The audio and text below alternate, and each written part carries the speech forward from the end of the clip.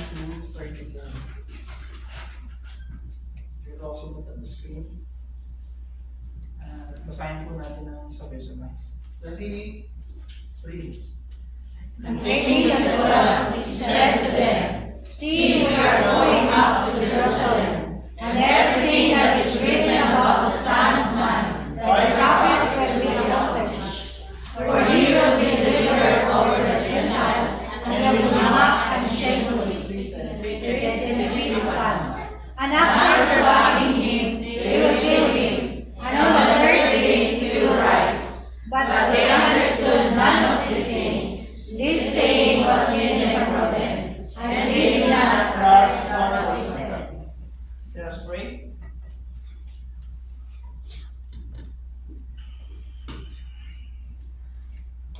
Our dear Heavenly Father, we are thankful and grateful for this privilege, for this wonderful afternoon that we are gathered in your name to continue to worship you in spirit and in truth, to continue to study your words, dear God. We are truly privileged by your grace, and we are thankful and grateful. Heavenly Father, may you lead us as we study your words. May you help each and every one of us. May you give us the capability to understand the marvelous things that you want us to understand. Tulungan mo nawa kami, aming Amang Diyos. Dahil kung wala nga po ang tulong mo, kung aasa lang kami sa sarili naming kakayanan, karunungan, kaalaman, tunay Ama na wala kaming mapagtatagumpayan sa hapon na ito. Kaya kahabagan mo nga po nawa kami, Amang Diyos. Maunawaan namin ang hiwaga ng iyong salita. At ito ay magbunga ng napakasagana nawa sa aming buhay para sa ikararangal ng dakilang mong pangalan. This is our humble prayer to you, Father. May your name be praised alone. In Jesus Christ's name, and with the help of your Holy Spirit, this we pray. Amen. Makakaupo na po ang lahat. Kamusta po ang bawat isa? Buti po.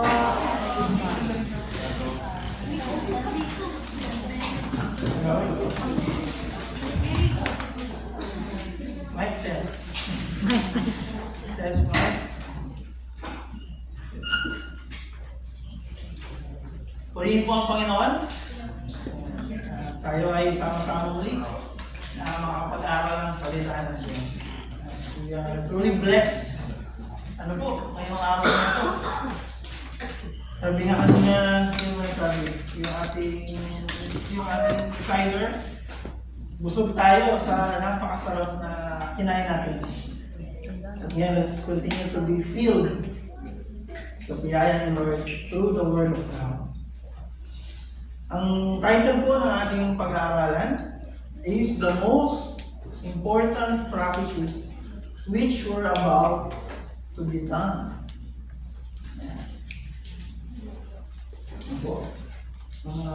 Pinakamahalagang propesiya na mangyayari na noong panahon na. Meron ko na akong tanong. Ano po ang pinaka-naaalala nyo na pinakamahalagang aral na natutunan ninyo sa inyong tatay? Or sa inyong nanay? Naalala niyo pa ba? Sige, isipin niyo nga po muna po. Yung pinakamahalagang aral na natutunan niyo sa tatay or sa nanay? Love you po. Magdarasa. Ang mabuting tao. Love your parents. Love your neighbor. Ako. Tinuro ng mga magulang niyo po. Yan ano po? Yes, my God. Para sa inyo, ito yung pinakamahalaga. Yes. Na pag ito naalala niyo, automatic. Tinuro ng magulang. May taso sa Diyos. Amen po? At, alam mo po, maraming naituro sa inyo ang mga magulang niyo. Maraming napakagagandang bagay. Amen? O kung hindi nyo man magulang, yung mga tumayong magulang para sa inyo. Kung kayo katulad ko, commercial lang, hindi ko na kilala ang tunay kong magulang. Pero yung mga tumayong magulang para sa akin, naalala ko yung mga aral nila. Marami silang aral na ibinigay. Pero merong napakahalaga o pinakamahalaga Kapag ito yung naalala ko, sila talagang turo ko ng tatay ko. Turo ko ng nanay. Amen po?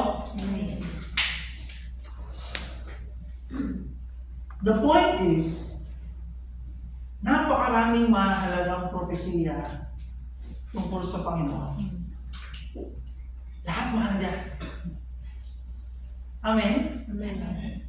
Pero makikita po natin ngayon sa biyaya ni Lord, sa tulong ni Lord, na kung ano yung mga propesiya na pinakamahalaga sa lahat ng mahalaga ngayon. At sa tulong po ng Panginoon, aralin po natin ngayong hapon na ito. First, sa verse 31, tingnan niyo po. And taking the 12, he said to them, see, we are going up to Jerusalem, and everything that is written about the Son of Man by the prophets will be accomplished. Sabi niya, everything. Ano po yung sabihin ng everything? Ano yung sabihin ng lahat? Everything. Ang first point po ng ating pag-aaral, tignan po muna natin.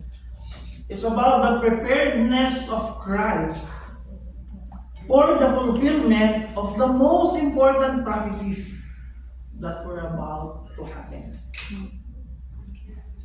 Preparedness. Sabihin niyo nga, preparedness. Tignan mo yung katabi mo. Prepared ka na ba?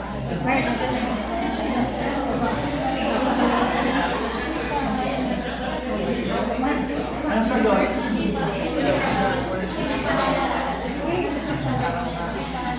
Alam niyo po mga kapatid, ang ating Panginoong Hesus, bata pa lang siya, nung siya'y nabuhay bilang isang tao. Bata pa lang siya, alam na niya kung ano ang mga mangyayari. Napakalinaw na sa Panginoon. Amen po? Amen. Hindi ito isang malabong anino na maaaring hindi. Alam na alam ni Lord, ito ang mangyayari. Kaya ako naparito. Maliit pa lang siya. Kaya nga, in Luke chapter 2, verse 42 to 50, ito yung nagpunta sila sa Jerusalem. Tapos, nung umuwi na, yung pamilya ni Jesus, maliit pa lang siya noon, 12 years old. Nagpaiwan pala itong ating Panginoong Hesus. So, nung nakalis na sila, sa dami kasi pag nagpunta, excursion talaga, buong pamilya. Akala ni Maria, hawak ni Joseph. Akala ni Joseph na kay Maria. Nung nakita ko, wala pala si Jesus, asa na siya? 3 araw na sila naglalakbay, nung lang nila napansin, wala ang Panginoon. Tapos pagbalik nila, natatanda nila ang Panginoong Jesus nasa templo. He is able to talk with the teachers of the law and the prophets. Yung mga dalubhasa patungkol sa kautusan at sa mga sinulat ng propeta na ikipag-alaskasan ang Panginoong Hesus. Because He knows what are the prophecies about Him. He clearly knows what will happen. Amen po? And even in the event into the Gethsemane, alala niyo po yun, sa hardin ng Gethsemane, on Matthew 26, verse 36 to 42, kaya niyo pong basahin ko para sa inyo. Matthew 26, verse 36 to 42. Ito po ang nakasulat. Ang sabi po dito, isinama ni Jesus ang kanyang mga alagad sa isang lugar na tinatawag na Gethsemane. Sinabi niya sa kanila, dito muna kayo mananalangin ako sa dako roon. Ngunit isinama niya sina Pedro at ang 2 anak ni Zebedeo. Nagsimulang mabagabag at maghirap ang kanyang kalooban. Kaya sinabi niya sa kanila, ako'y puno ng hapis na halos ikamatay ko. Maghintay kayo rito at samahan niyo ako sa pagpupuyat. Lumayo siya ng kaunti at nagpatira pa siya at nanalangin. Ama ko, kung maaari po, ilayo ninyo sa akin ang kopang ito ng paghihirap. Ngunit hindi po ang kalooban ko, kundi ang kalooban niyo ang mangyari. Nagbalik siya at dinatnan niya matutulog ang 3 alagad. Sinabi niya kay Pedro, talaga bang hindi kayo makapagpuyat na kasama ko kahit 1 oras man lamang? Magbantay kayo at manalangin upang huwag kayong madaig ng tukso. Ang espiritu ay nakahanda, ngunit ang laman ay mahina. Muli siyang lumayo at nanalangin, Ama ko, kung hindi po maaaring may alis ang kopang ito, malibang inumin ko, mangyari nawa ang iyong kalooban. Amen po. Christ is prepared. Amen. Mula pa ng pagkabata, as he grows in stature, he is prepared on the things that are about to happen. He understands. Naintindihan niya kung ba't kailangan mangyari ito. He is ready. And he is prepared for the will of God in his life. Amen? Amen. Just to reflect. Tayo po ba, as followers of Christ, as believers on His name, are we also prepared? Are we also prepared? Bali mo ang tingnan niyo, sabi mo. Yes. Ano yung mga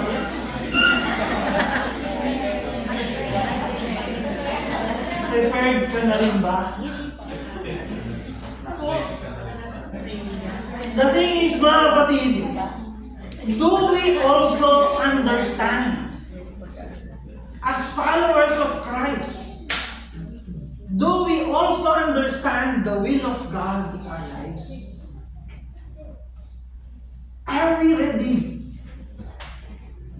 Are we prepared? Why? Kasi ang sabi po sa John chapter 15, verse 18 to 21. Let us read. John 15, verse 18 to 21. Tingnan niyo po ito po ang nasusulat. Sabi po dito, kung napopoot sa inyo ang sanlibutan, alalahanin ninyong ako muna ang kinapuotan nila bago kayo. Kung kayo'y taga-sanlibutan, mamahalin nila kayo sapagkat kayo'y kabilang sa kanila. Hindi kayo taga-sanlibutan. Sila'y napopoot sa inyo dahil pinili ko kayo. Alalahanin ninyo ang sinabi kong ito. Walang alipin na akahigit kaysa kanyang Panginoon. Kung ako'y inusig nila, uusigin din nila kayo. Kung sinunod nila ang aking sinabi, susundin rin nila ang inyong sasabihin. Subalit ang lahat ng ito ay gagawin nila sa inyo dahil sa akin, sapagkat hindi nila kilala ang nagsugo sa akin. Amen? As Christ told in these verses, kung ano mangyayari sa kanya, dudustahin siya, duduraan siya, pahihirapan siya. At sinasabi niya sa kanyang mga alagad, alalahanin ninyo, dahil mga tagasunod ko kayo, kapupootan din kayo ng sanlibutan. Kapupootan nila kayo kasi una silang napuot sa akin. Kapupootan nila kayo kasi pinili ko kayo. Kasi hindi kayo kabilang sa kanila. Kung kabilang kayo sa kanila, mamahalin nila kayo. Amen? Pero dahil pinili ko kayo mula sa karamihan, dahil kayo'y akin, dahil napood sila sa akin, mapopood din sila sa inyo. Amen. Ito po ang sinasabi ng ating Panginoon.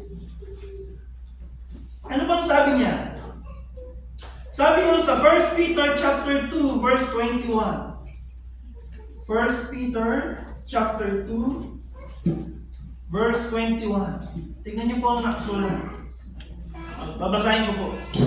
Ang sabi po dito, ang pagtitiis ng hirap Verse 21. ay bahagi ng pagkatawag sa inyo ng Diyos.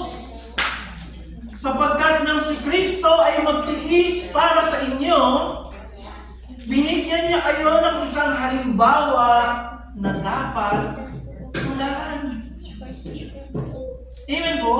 1 Peter chapter 2 verse 21. Ang pagtitiis ng hirap ay bahagi ng pagkatawag sa inyo ng Diyos. Sapagkat nang si Kristo'y magtiis para sa inyo, binigyan niya kayo ng isang halimbawa na dapat tularan. Amen. Amen. Naalala niyo po yung kwento ni Lazaro at ng mayaman? Diba? Yung mayaman nagpasasa sa buhay. Si Lazaro nagtiis. Sabi niyo nagtiis. Tiis. Paano pagtitiis? Kasi kahit naghihirap siya, mas pinili niyang mamuhay sa hirap kaysa gumawa ng masama para may ahon na kanyang sarili. Amen po. Ang pagtitiis ng hirap ay kabahagi ng pagkatawag sa atin ng Panginoon. Ano ba pong sabi? Basahin pa po natin. Filipos chapter 1 verse 29. Filipos chapter 1 verse 29. Ito po ang nakasulat. Dahil ipinagkaloob niya sa inyo, hindi lamang ang manalig sa Kanya, kundi ang magtiis din naman alang-alang kay Kristo. Sabi nga po, alang-alang kay Kristo. Alang kay Kristo. Bilang pagtupad sa kalooban ni Kristo. Bilang pagsunod sa kagustuhan ni Kristo. Amen? Amen. Tayo ay napagkalooban, hindi lamang ang pribilehiyong manalig sa Kanya, kundi maging ang pribilehiyong magtiis alang-alang sa Kanya.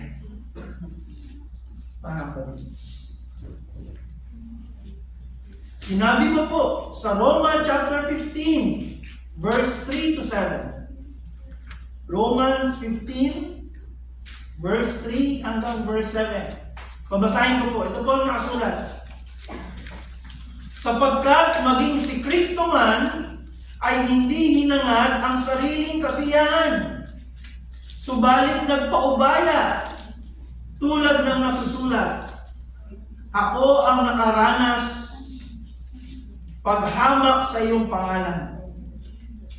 Anumang naisulat noon ay isinulat para sa ating ikatututo, upang sa pamamagitan ng pagtitiis at sa pagpapalakasan ng loob mula sa kasulatan, magkaroon tayo ng pag-asa. Ipagkaloob naman ng Diyos na Siya nagbibigay sa atin ng katatagan at ng lakas ng loob na kayo'y mamuhay ng may pagkakaisa kay Kristo Jesus, upang sa gayon magkaisa kayong magpupuri sa Diyos at Ama ng ating Panginoong Jesucristo. Kung paano kayo'y malugod na tinanggap ni Kristo, tanggapin ninyo ang isa't isa upang mapapurihan ang Diyos. Amen po? Kapatid. Si Kristo po ang ating huwaran.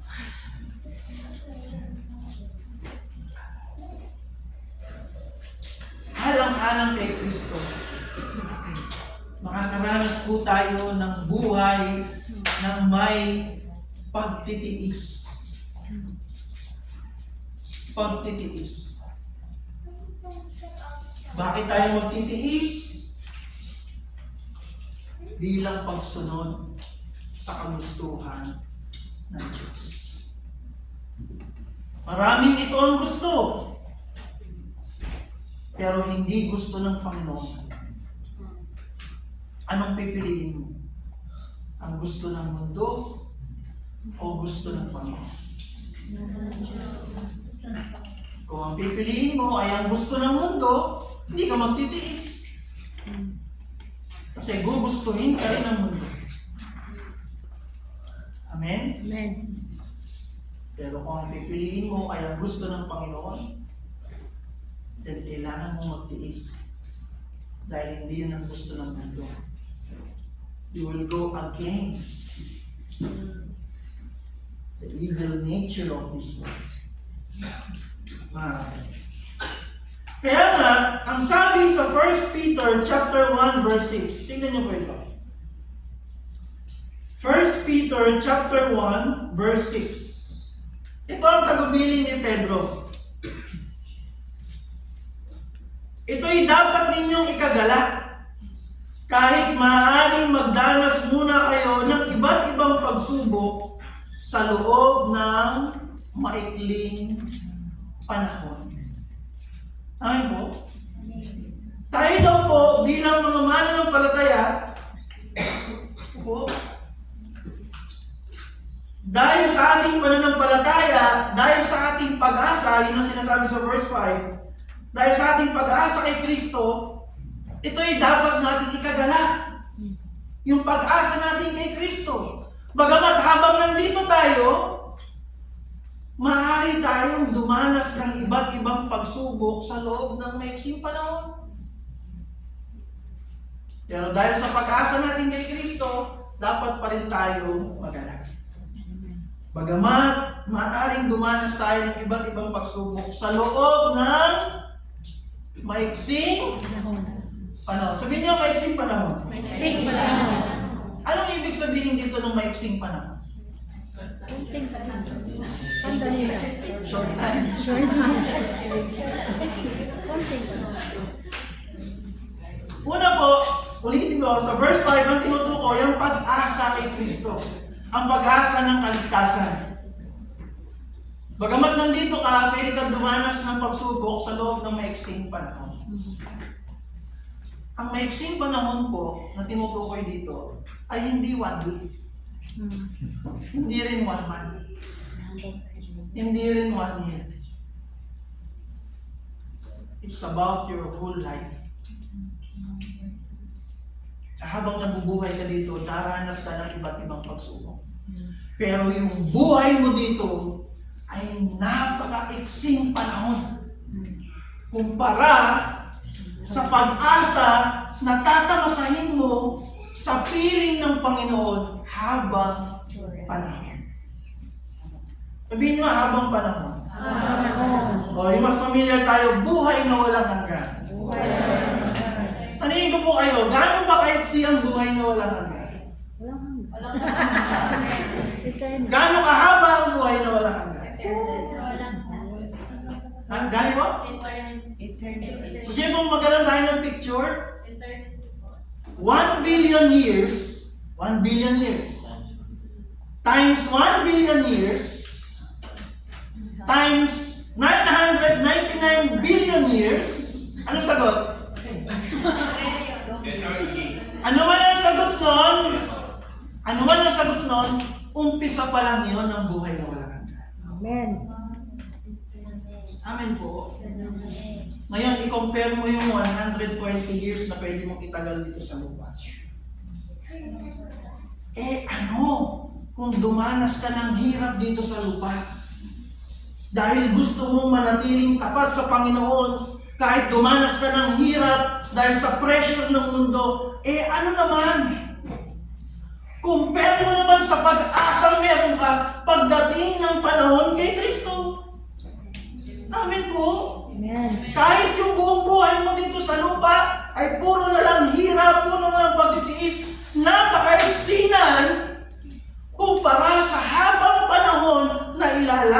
mo sa piling ng Panginoon kung meron kang tunay na pagkakilala at pananampalataya sa Kanya. Amen. Amen po. Amen. Ito po ang sinasabi ng Panginoon, mga kapatid. Do we understand the will of God in our lives? Jesus, as He is entering Jerusalem, He understands ano yung will ng Diyos sa Kanya. And He is prepared.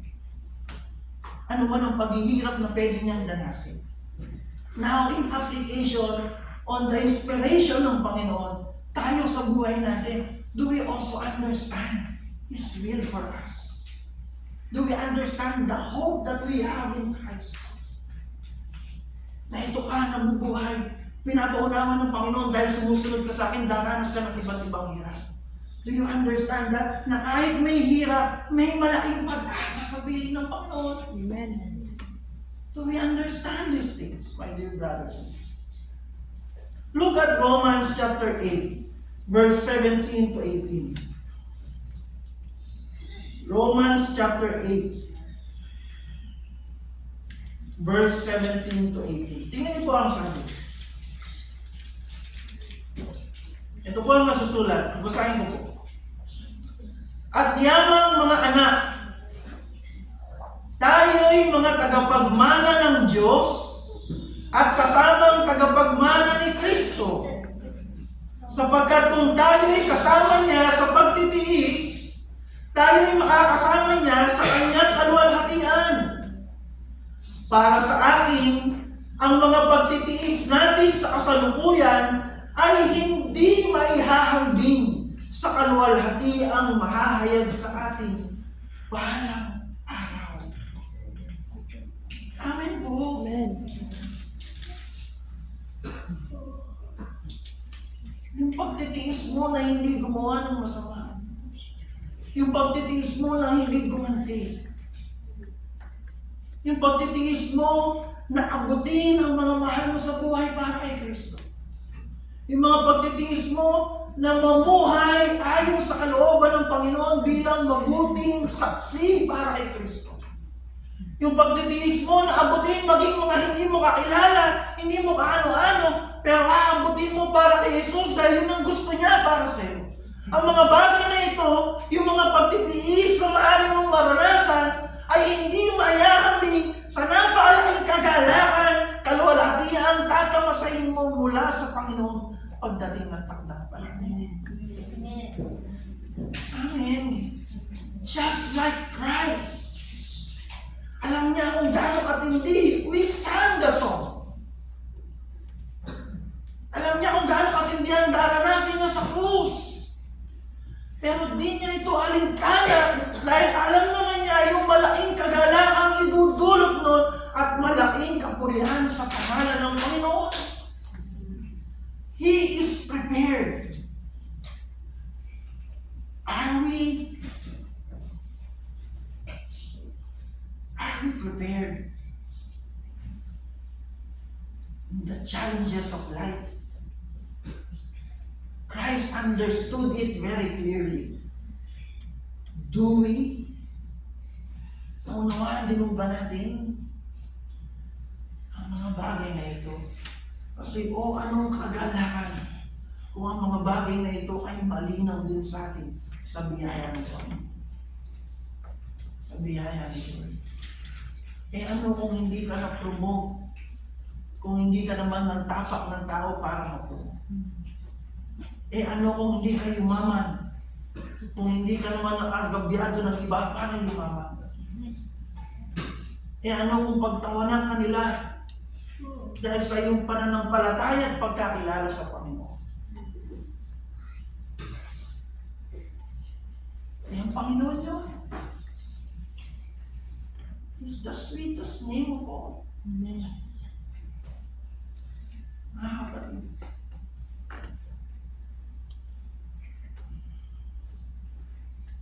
Kaya nga, are we prepared? Sa biyaya ng Panginoon, nawang maging malinaw sa atin mo ito, that we could also be prepared by His grace. to face the challenges of life. Point number 2. The value of the fulfillment of the most important prophecies which were about to happen. Sabi niya, value. Halaga. As Christ is ready, as Christ is prepared. Tingnan niyo po. Ang sabi niya sa verse 32 and 33. 31 to 33. Basahin mo natin ulit mga 31. And taking the 12, he said to them, See, we are going up to Jerusalem, and everything that is written about the Son of Man and by the prophets will be accomplished. For he will be delivered over to the Gentiles, and will be mocked and shamefully treated and spit upon. And after flogging him, they will kill him, and on the third day he will rise. Amen? Amen. Sabi po doon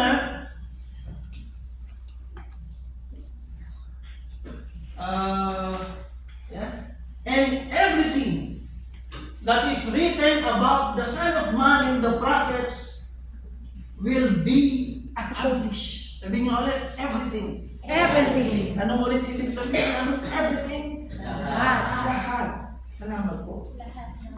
Yan. There are so many prophecies about the Son of Man. Napakaraming propesiya patungkol sa anak ng tao. And all prophecies are important. Lahat ng propesiya mahalaga. Bawat isa. Mahalaga. Ano yung mga halimbawa ng propesiya? Ang pagdating ng Mesaya o ang pagdating ng Kristo. Napakahalagang propesiya. Ano ba? Na ang Mesaya o ang Kristo, yung Mesaya po pala, ang Mesaya ay Hebreo. Salitang Hebreo. Ang Kristo ay salitang Grego. Pero ang kahulugan, the anointed one. So, ang Mesaya o ang Kristo, ang mamumuna sa sambahayan ni Jacob o ni Israel. Napakahalagang propesiya, lalo na sa panahon nila. Inaabangan namin ang Mesaya kasi siya lang mamumuna sa ating Israel, sa ating bayan ng Israel. Sa panahon nila. Ano pa? Isa pang propesiya, ang Mesaya ang magpapalaya sa Israel. Kaya excited sila na dumating na ang Mesaya. Alaya na tayo sa kahirapan na ito. Propesiya mo yun. Ano ba? Pag dumating ang Mesaya, marami siyang pagagalinging sakit. Excited mo naman sila. Talagang wow! Grabe! Sana dumating na ang Mesaya. Nung panahon na yon. Dahil maraming sakit ang kagaling. Ano ba? Maraming himala ang mangyayari pagdating ng Mesaya. Kaya lahat nananabig sa pagdating ng Mesaya. At ano ba? Siya ang magiging hari ng sambahayan ng Diyos. Kaya excited sila na dumating ang Mesaya. Subalit, ang whole summary ng kanyang pagdating, ang whole summary ng lahat ng nasulat patungkol sa kanya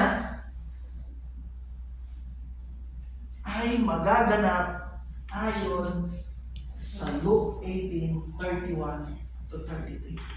This is the whole summary ng kanyang pagdating. This is the most valuable one. The summary of everything. Ano yun? For he will be delivered over to the Gentiles and will be mocked and shamefully treated and spit upon. And after flogging him, they will kill him, and on the third day he will rise. That is the summary of everything that is written about the Son of Man and by the prophets that is to be accomplished. Kita niyo po yun? What's the point? Every prophecy is important. But without this, everything will be meaningless. Everything will be meaningless. Mahalaga lahat ng propesiya ang pagdating ng pinili ng Panginoon. Papalayain niya ang bayan ng Diyos. Gagaling ang mga karamdaman, mga himalang mangyayari. Siya ang mamumuna sa sambayan ng Diyos. Mahalaga lahat yun. Pero pag inalis mo to sa picture, baliwala lahat yun. Amen. Because this is the most important summary of them all. Na kaya siya darating dito because He needs to die on the cross. He needs to suffer. At kung ang mga tao ay nakafocus lang na wow, hari siya, wow, palalayain na tayo sa hirap na ito, wow, pagpapalain tayo, wow. Kung doon lang nakafocus at hindi ito mabibigyan ng halaga, all those things means nothing. Kung hindi makikita that the Son of Man needs to suffer and die because you and I are all sinners before God. Amen. Amen. Ang sabi sa Isaiah 53, verse 4 to 10. Tingnan po natin. Isaiah 53, verse 4 hanggang verse 10. Ito po ang nakasulat. Babasahin ko po mga kapatid. Ang sabi po, tunay ngang inalis niya ang ating mga kahinaan. Pinagaling niya ang ating mga karamdaman. Subalit inakala nating ito'y parusa ng Diyos sa Kanya. Ngunit dahil sa ating mga kasalanan, kaya siya nasugatan. Siya ay binugbog dahil sa ating kasamaan. Tayo ay gumaling dahil sa pahirap na dinanas niya at sa mga hampas na kanyang tinanggap. Tayong lahat ay tulad ng mga tupang naliligaw. Nagkanya-kanya tayo ng lakad. Ngunit, ipinataw ni Yahweh sa kanya ang kaparusahan na tayo ang dapat na tumanggap. Siya'y binugbog at pinahirapan. Ngunit hindi kumibo kahit isang salita man lamang. Tulad ay tupang nakatakdang patayin. Parang korderong hindi tumututol kahit nagupitan. At hindi umiimik kahit kaunti man. Nang siya ay hulihin at hatulan upang mamatay, wala man lamang nagtanggol sa kanyang kalagayan. Siya ay pinatay dahil sa sala ng sangkatauhan. Siya ay inilibing kasama ng masasama at mayayaman, kahit na siya ay walang kasalanan o nagsabi man ng kasinungalingan. Sinabi ni Yahweh, ang kanyang paghihirap ay kalooban ko. Ang kanyang kamatayan ay handog para sa kapatawaran ng kasalanan. Dahil dito mabubuhay siya ng matagal. Makikita ang langing susunod sa kanya. At sa pamamagitan niya ay may sasagawa ang aking panukala. Amen. Kita niyo po yung propesya na yun, na 740 years bago dumating si Kristo. 740 years isinulat ito ni Isaias. So after 740 years, saka palang dumating ang Panginoong Jesus. At ito mismo ang nangyari kay Kristo. Amen. Siya'y nagdusa at namatay upang kanyang mapagbayaran ang lahat ng ating mga kasamaan. Amen po? Tayong lahat ay nagkasala. Dapat tayong parusahan. Tinanggap niya ang kaparusahan.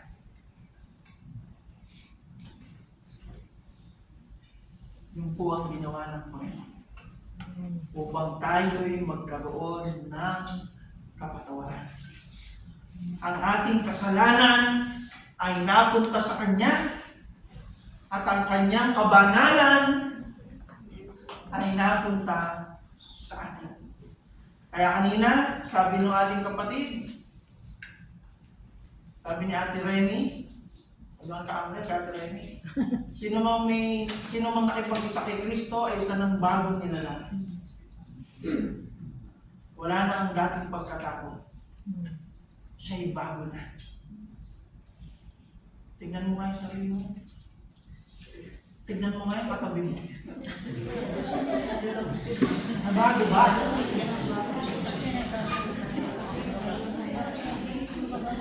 Sabihin mo ba? Pastor, teka lang, parang ako pa rin to ah. Pero ito po yun mga kapatid. Ito ang sabi ng Diyos. Ang importante, kung totoong nakipag-isa ka na kay Kristo, kung totoong inamin mo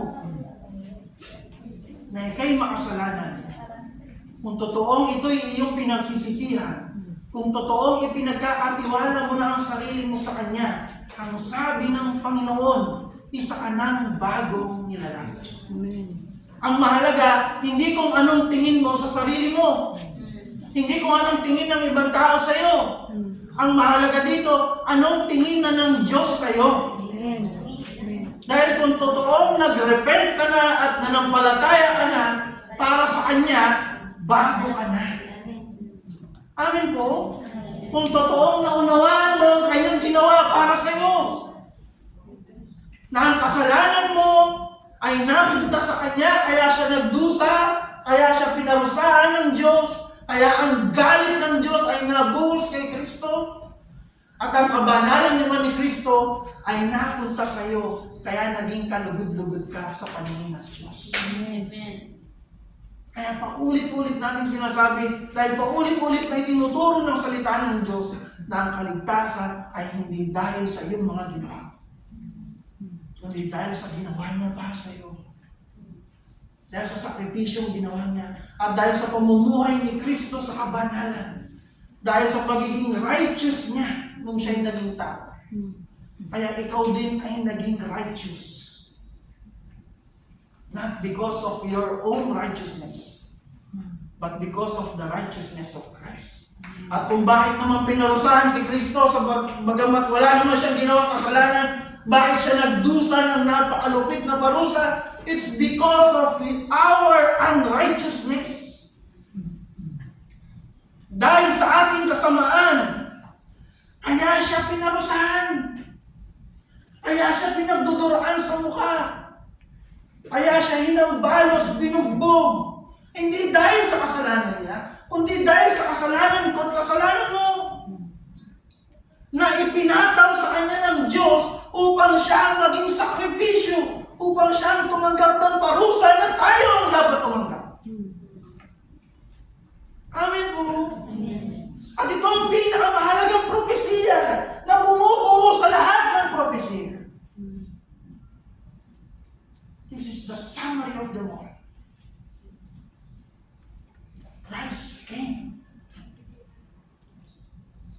save you. Amen. Amen. He would suffer on the cross so that the justice of God may be fulfilled. Sabihin nyo nga, justice. Justice. Ang Diyos po na ating sinasamba ay isang makatarungang Diyos. Amen po? Amen. Sabihin nyo nga, makatarungan.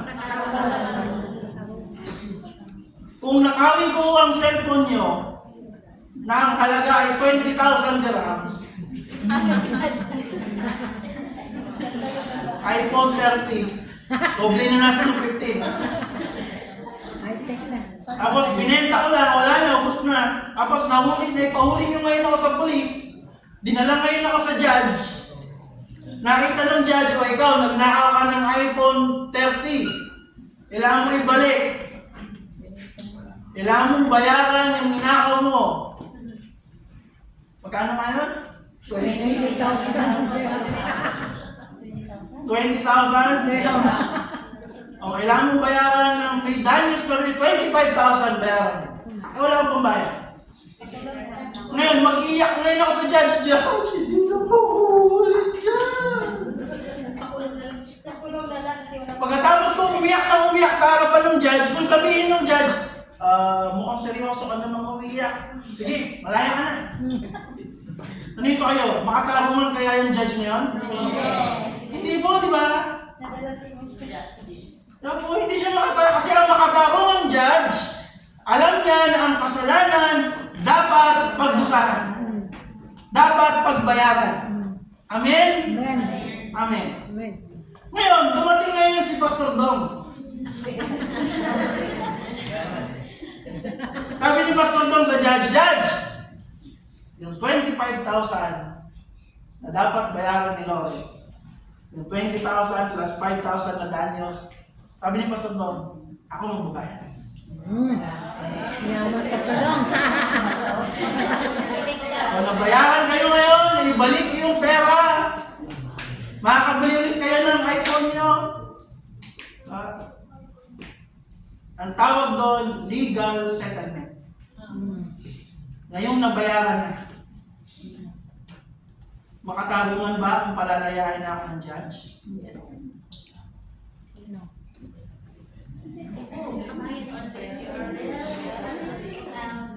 Makatarungan na. Napalayain niya ako. Bakit? Hindi lang dahil umiyak ako. Hindi dahil may nagbayad ng dapat kong pagbayad. Amen? Huwag na ba kayo masyadong magalit sa akin? Tanaon niyo po yan mga kapatid? Dahil may nagbayad na, makatarungan na, napalayain ako ng isang makatarungan ko. Amen po. Ganon din po sa Diyos. Sa Diyos na hindi natin pwedeng daanin sa iyak.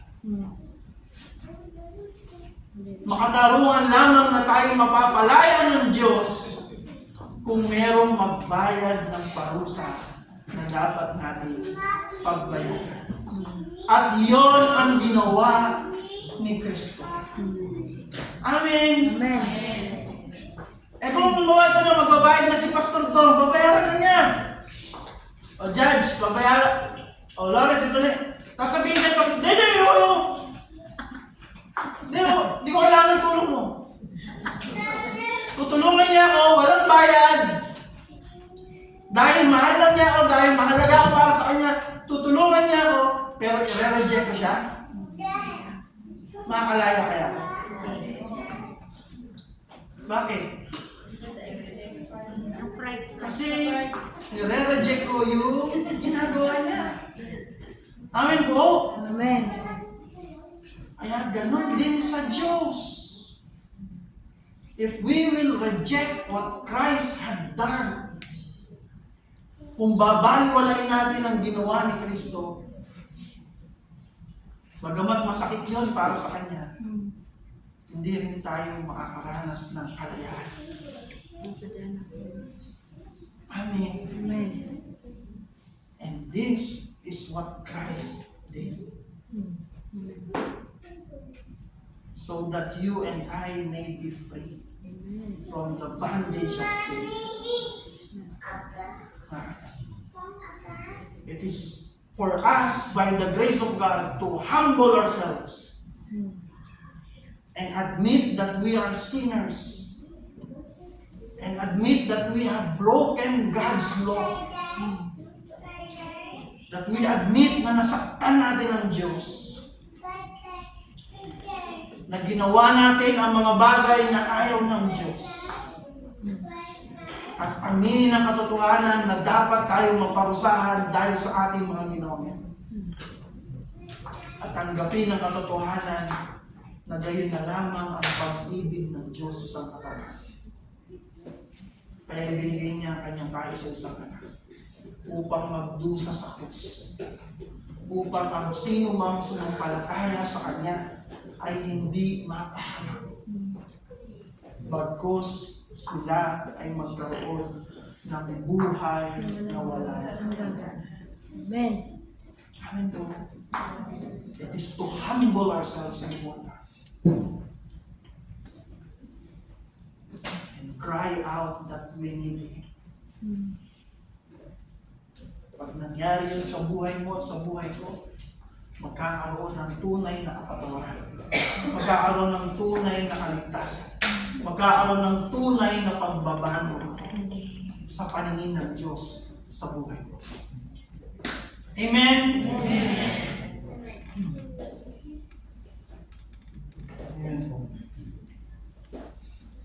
That is the value, my dear brothers and sisters, of the fulfillment of the most important prophecies which were about to happen.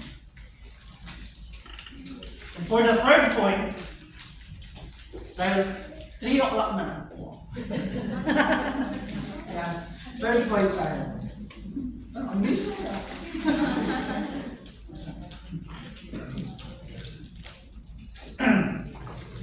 Tingnan po natin ito.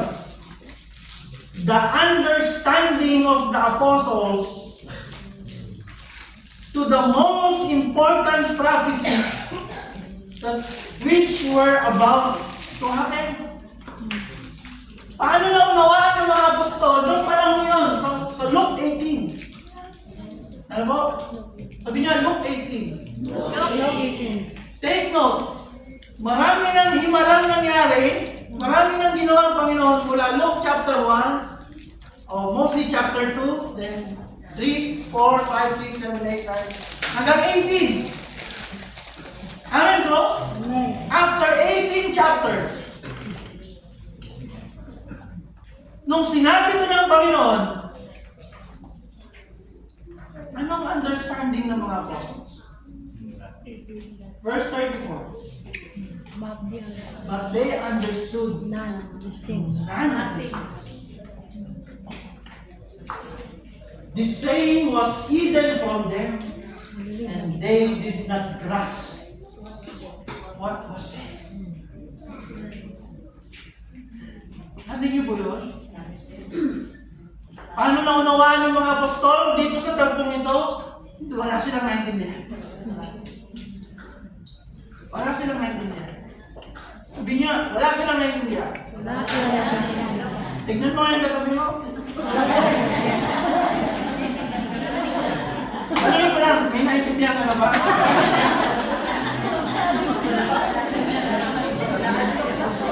Nandun ba?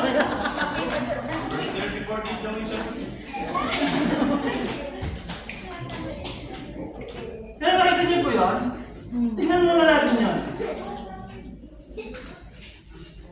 They did not understand anything.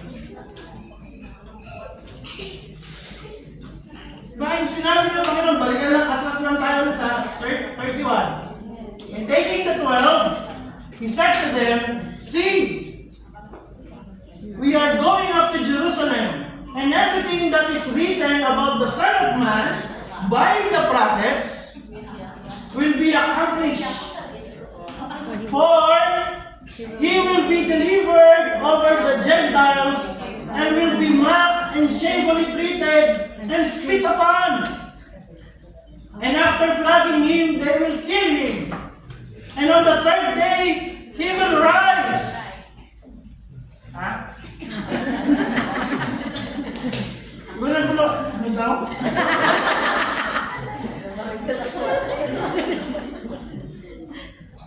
Ano yun? Sabi, ewan pa. Basta sumunod na lang tayo. Papalit daw eh. Hindi ko sabihin.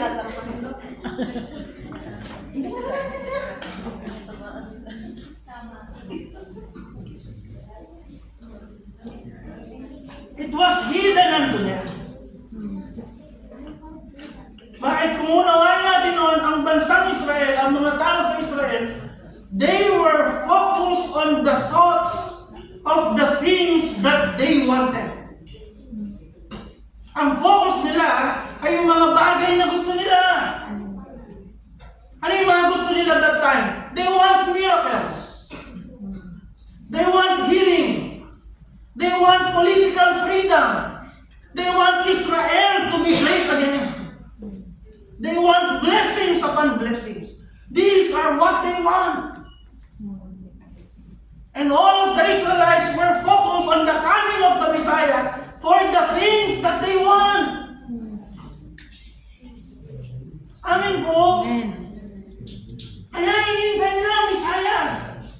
Kaya pag may modo, ito na kaya. Kasi pag dumating daw may mga himala, wow, nakalakad ang pilay. Wow, nakarinig ang ulan.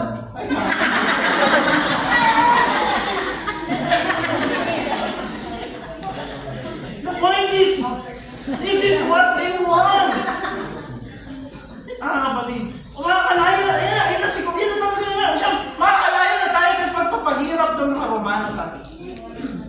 Makakalaya na tayo sa hirap na ito. Uunlad na ulit. Kung paano kukunin niya ang throne ni David, magiging ulit ang Israel. Nakafocus sila sa ganitong mga bagay. To the point that they are missing the most important thing.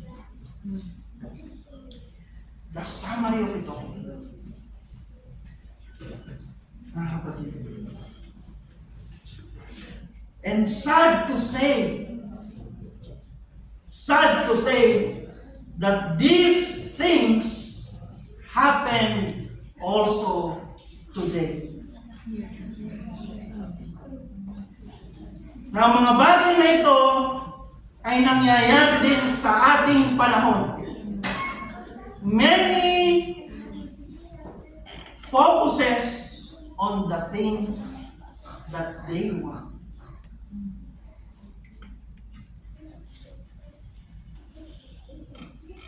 Miracles, healing, political improvement. Siya'y bubutuo na ng pag-asa. Ang ahon na ng Pilipinas. People want blessings upon blessing. And they look at Christ on such way. Pag pinag-usapan si Kristo, blessing ang nasa isip. Pag pinag-usapan si Kristo, alunasan ng problema ang nasa isip. Pag pinag-usapan si Kristo, pagalingan ng sakit ang nasa isip. Don't get me wrong. Christ is powerful. Christ is loving. Christ is gracious. But if we focus on these things about Christ and miss the whole point of why Christ came, all these things will be meaningless.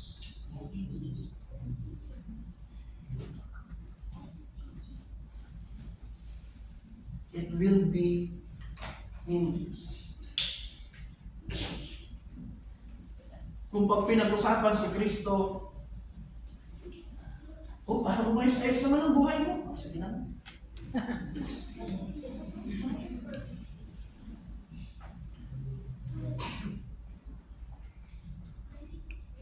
Ano bang tingin natin kay Kristo? Sino ba siya? At sino ba tayo sa harapan niya? Kasi kung ang tingin natin kay Kristo is someone na nakakulong sa lampara, kapag kiniskis mo ng 3 beses, lalabas. Anong gusto mo Then, we miss the whole point. Then you don't know Christ at all. Then we do not know Christ at all. Mga mahal ko mo Again, don't take me wrong. All those things are true. That God can really bless. And He really said, ask and you shall receive. And it is really written, nothing is impossible with Christ. Totoo lahat yun. But all of it will mean nothing if we miss out the most important ones. The reason why He came. Because of you. Because of us. Because we are all sinners before God.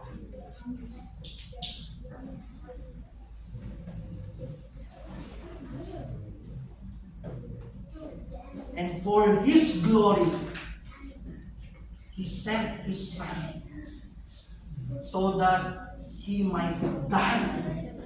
He might die an excruciating death upang magdusa siya ng isang malupit na kamatayan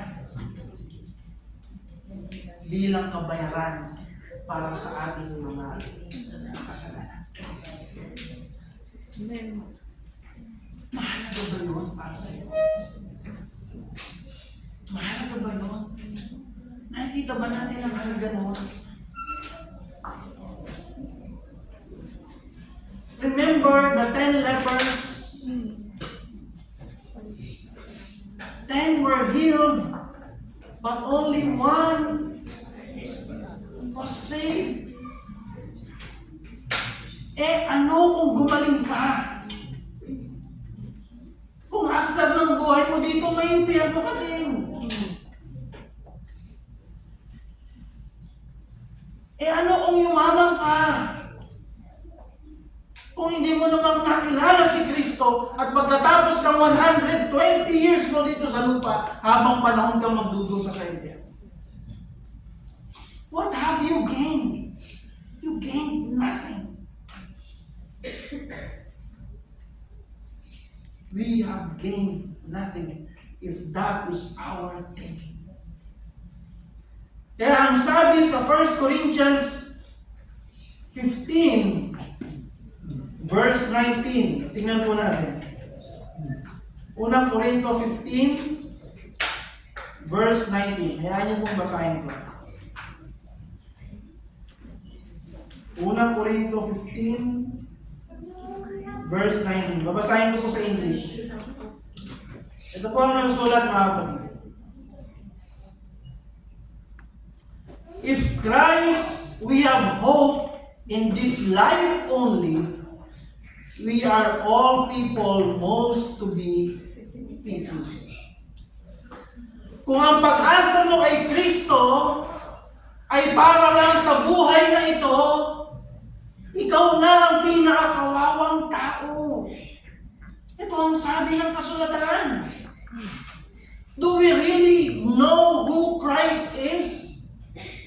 Kung ang pag-asa mo sa Kanya ay para lang sa mga bagay na panlupa, kawawa ka naman.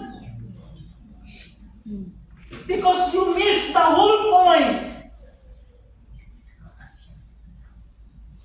If your hope in Christ is just for you to be healed, then you miss the whole point.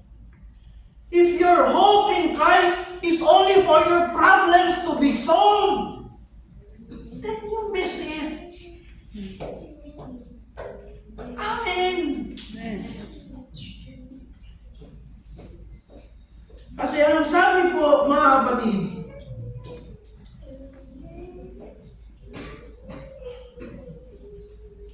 ng Mark 8:36,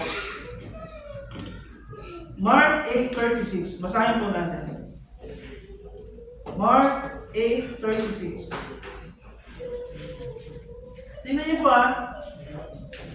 Sabi sa Mark 8:36, "For what does profit is a man if he gains the whole world, yet forfeits his soul?" Anong mapapala ng isang tao, makamtan man niya ang buong daigdig, pero mapapahamak naman ang kanyang kaluluwa? Ano kung gumaling ka? Ano kung yumaman ka? Ano kung umasenso ka? Ano kung na-promote ka? Kung ang kapalit nito, kapahamakan naman ang iyong kaluluwa. Mga kapatid, how do we understand these things?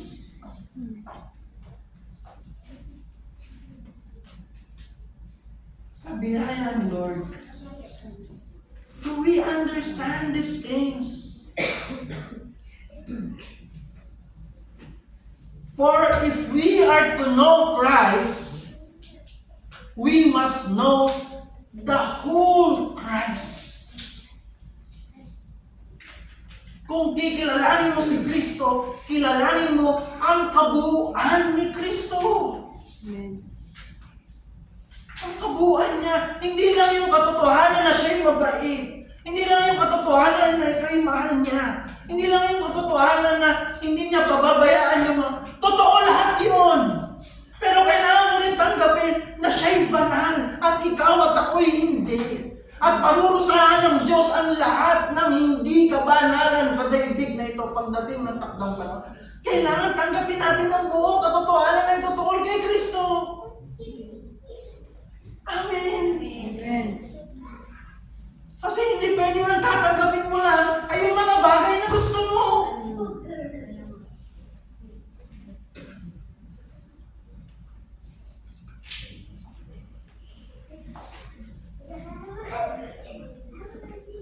Dahil mahal ka niya, nais niyang maunawaan mo at maunawaan ko ang totoong kalalagayan ng sangkatauhan sa mundong ito, na ang lahat ay nagkasala at walang sino mang karapat sa kaluwalhatian ng Diyos. Walang sino mang nakakabot. We are all guilty of our sins. We are all hopeless apart from Christ. Apart from Christ, wala tayong pag-asa. Kanina, kung narinig ninyo, kung nandun kayo kanina sa Kite Beach, kaano kami ng asawa ko, magkaibang kami. Ako lumaki akong mabait naman yung tatay ko. Pero simple lang yung logic ng tatay ko eh. Anak, pag sinuntok ka, suntokin mo din.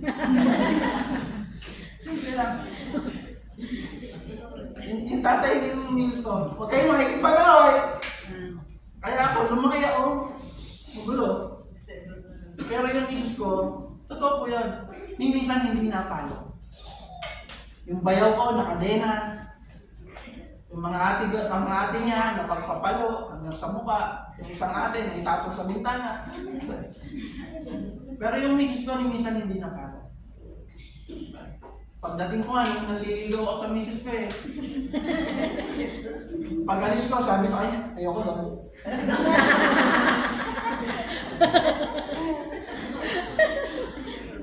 Akala ng misis ko, bakit ka okay na siya?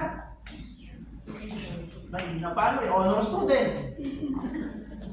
Laging section 1. Laging pilot. Ako, laging bugtot. Until makita niyo yung katotohanan that all have sinned and fall short of the glory of God. Ano? Sabi, makasalanan din pala siyang tulad ko. Kung paano may impyerno, kung may impyerno din pala siya. Kasi nagsisinungaling din siya.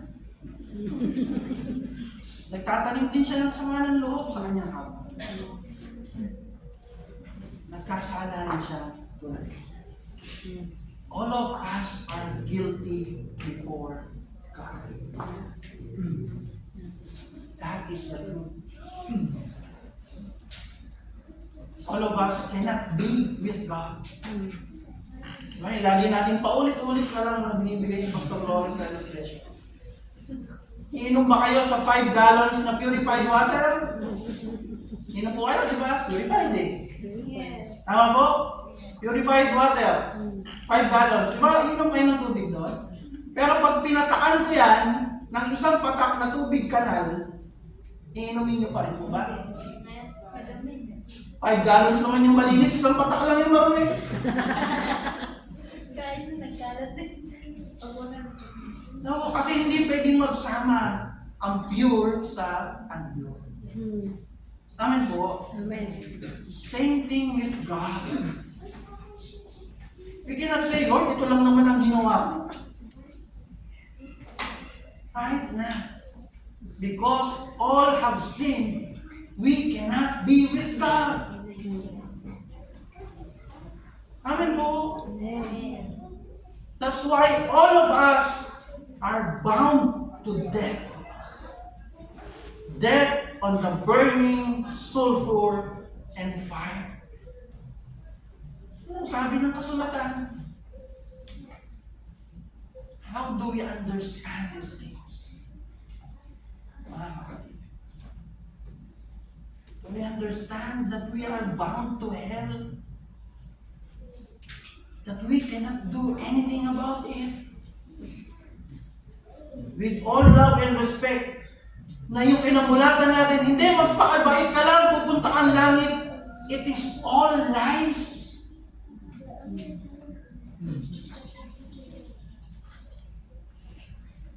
Dahil ang sabi ng salita ng Diyos, not of your merit, not of your good works, that you could enter heaven. Kasi kung kaya naman pala natin lahat na makapasok sa langit pag nagpakabait lang tayo, kaya naman pala natin eh.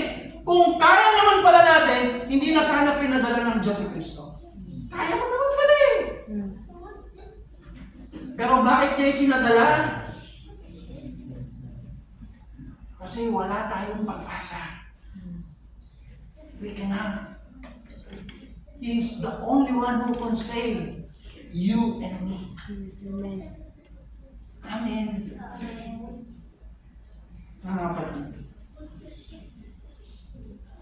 if we are to know Christ, we must know the whole Christ. If we are to know the truth, we must know and understand the whole truth. Just as the church in the first century understood the whole truth, we should understand it as they do. Kung paano yung first century churches, yung unang mga church noon, naunawa nila ang katotohanan. Napakahalagang maunawaan din natin. Paano nila naunawaan? Ito pong verse na ito, this is the one of the earliest hymns. Di ba kanina may mga hymns tayo inawit, mga awiting inawit. Ang gaganda po, di ba? Kinakanta natin yun dahil yun ang ating buong pusong pinaniniwalaan. Amen? Sila po may mga kanta rin noon. At isa sa napakagandang mga kanta nila noon, nasulat sa Biblia. Noon sa Bagong Tipan. Yung binasa kanina ni Sister Lorna. Tingnan nga po natin ulit. Philippians chapter 2, verse 5 to 11. Look at one of the earliest hymns. Dahan-dahan na po natin basahin. Ready? Read. Have this mind among yourselves, which is yours in Christ Jesus, who, though he was in the form of God, did not count equality with God a thing to be grasped, but emptied himself by taking the form of a servant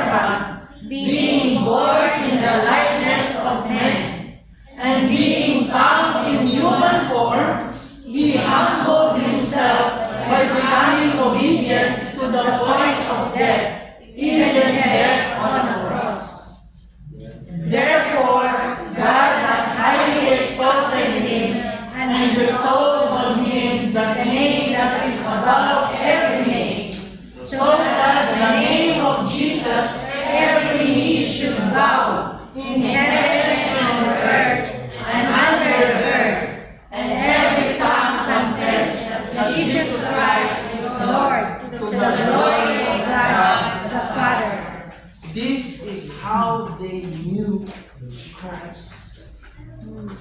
Ito ang Kristong kilala nila. Amen po. That though He is God, na bagamat siya'y Diyos, hindi pinagpilitang manatiling kapantay ng Diyos. Because He emptied Himself, take a form of human likeness.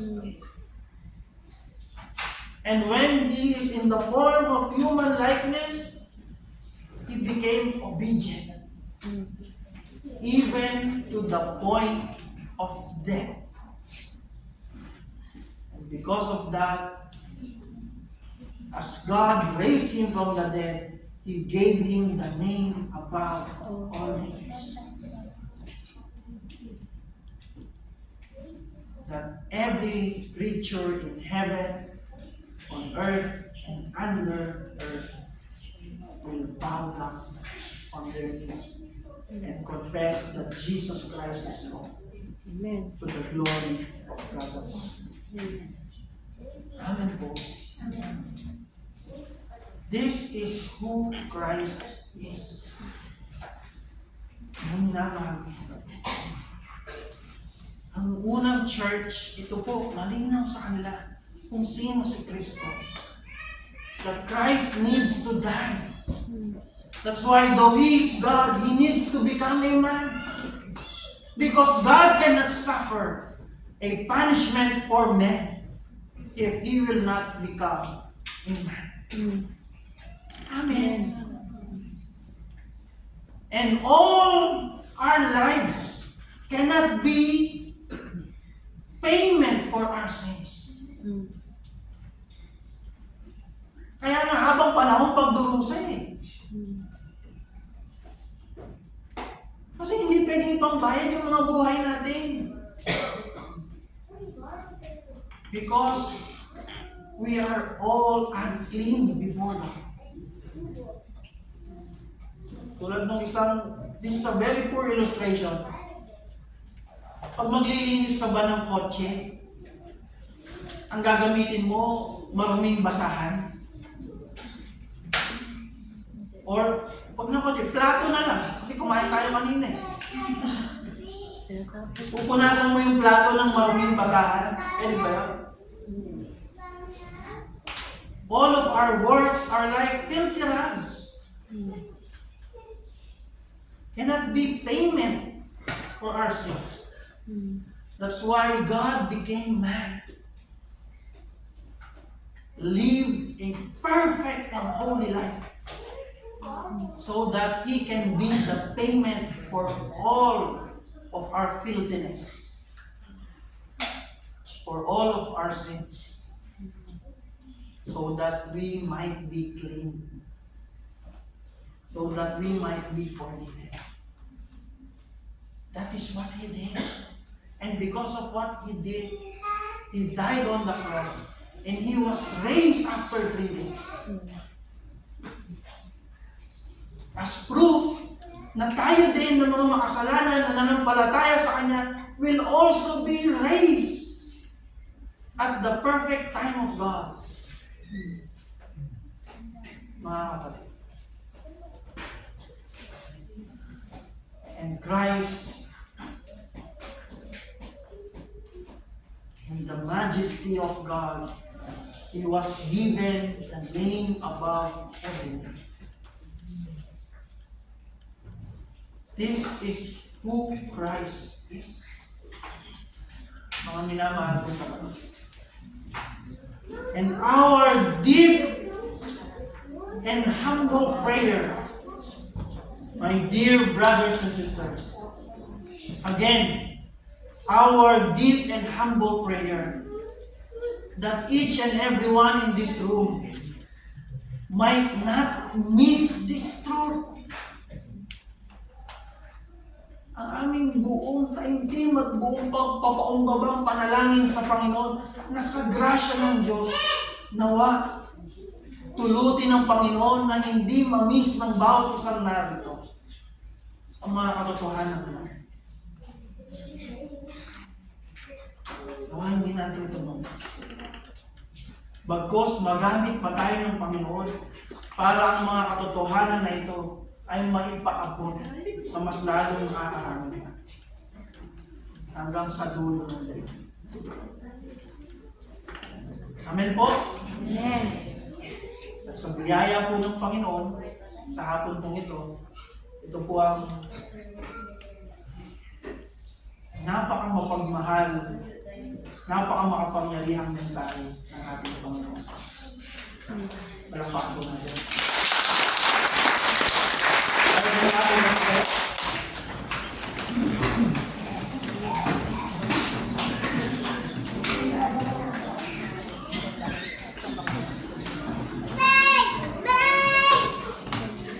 Kaya kayo manalangin.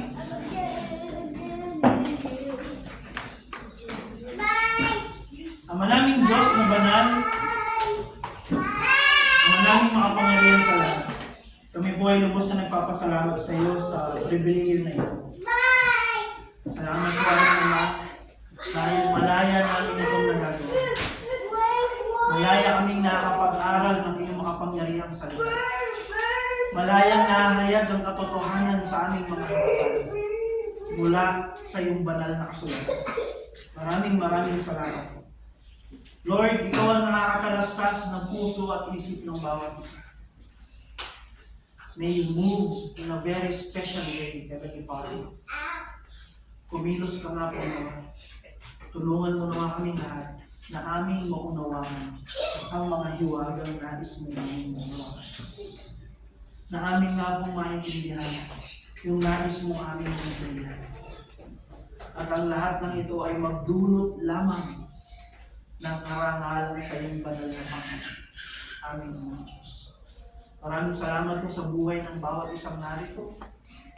Paintulutan mo naman na ang mga salita mo na nahasik sa aming puso ay tunay ng tumubo, lumago at mamunga. Tulungan mo nawa ang mga puso namin ay magmistulan matatabang lupa pa. Nagpapasalamat po kami sa iyo. Ito po ang samot lalangin namin sa tulong ng banal ng Espiritu at sa pangalan po ng aming Panginoon sa Kristo. Amen. My dearest brothers and sisters, may the love and the care of the Father be upon you. May the grace and peace from our Lord Jesus Christ be upon you. And may the power, the presence, and the fellowship of the Holy Spirit be upon us all. And together as one family of God, one church, let's declare that to God alone is all the glory, honor, and majesty, now and forevermore. Amen. Amen.